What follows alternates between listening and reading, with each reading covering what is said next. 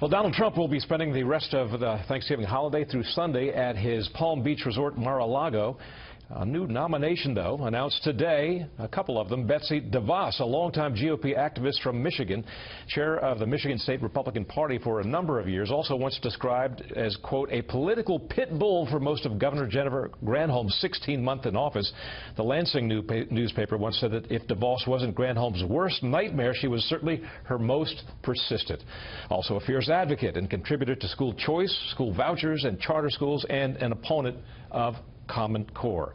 A statement from the American Federation of Teachers in the aftermath of her nomination said this: the president-elect, in his selection of Betsy DeVos, has chosen the most ideological anti-public education nominee put forward since President Carter created a cabinet-level Department of Education. In nominating DeVos, Trump makes it loud and clear that his education policy will focus on destroying public education in America.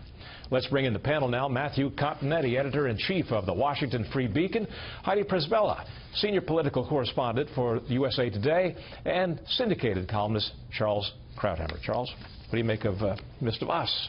Well, I think it's very encouraging. It's sort of one of these program-specific appointments, and that is, this is Donald Trump's way of saying that he's serious about school choice.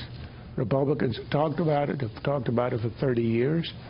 The AFT, the American Federation of Teachers, is probably the single most reactionary organization in American life. They have condemned generations of particularly inner-city students to really blighted lives as a result of the fact that as a monopoly that they provided the most execrable education.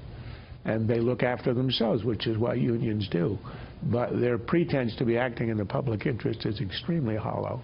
And this, I think, is a tremendous opportunity, because it would make a huge difference in the lives of inner-city students.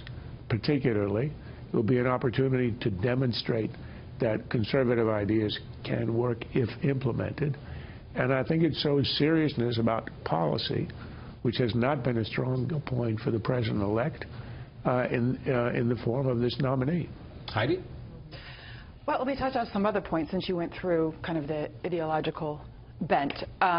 She also has some strong opposition from the other side of the aisle, which is because she was not personally a supporter, but she served on the board of a company an organization that did support Common Core, so she's had to kind of try and push back a little bit on that. But I think this is a good sign in the sense that if you look at the totality of how Donald Trump is filling out his cabinet, he's not just going with loyal insiders.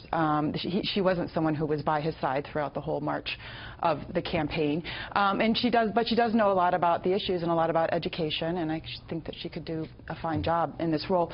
One other thing, though, it does also show how difficult it is to keep that campaign pledge of draining the swamp, whatever that means, just because she's been in GOP politics a long time.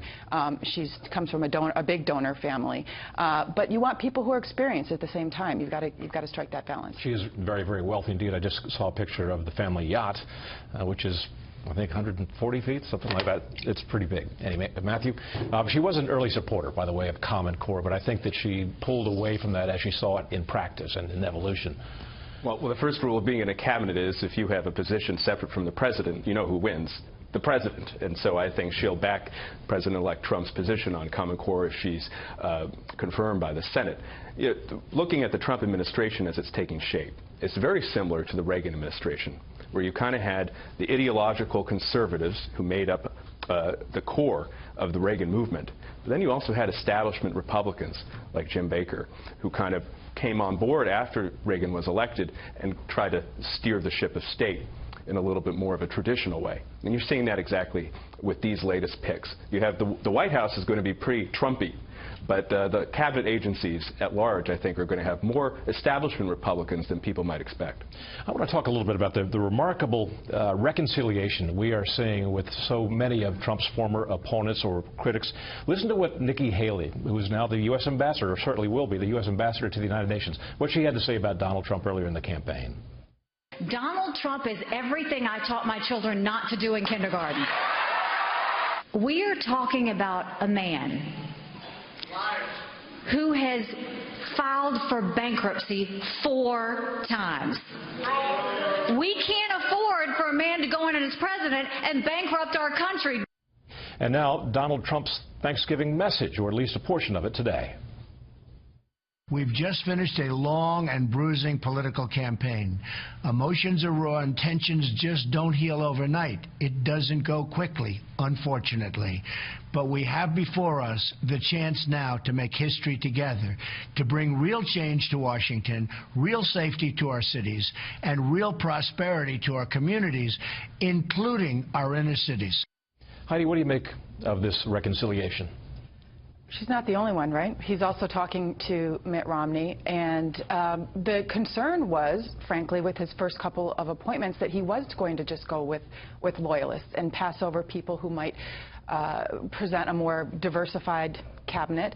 And so I think it does show from that sense that he's an adult, that he's willing to at least talk to these folks and appoint some of them. I think with Nikki Haley in particular, the question is going to come down to experience, just because she does not have any experience in foreign policy and international relations, and frankly, neither does Donald Trump.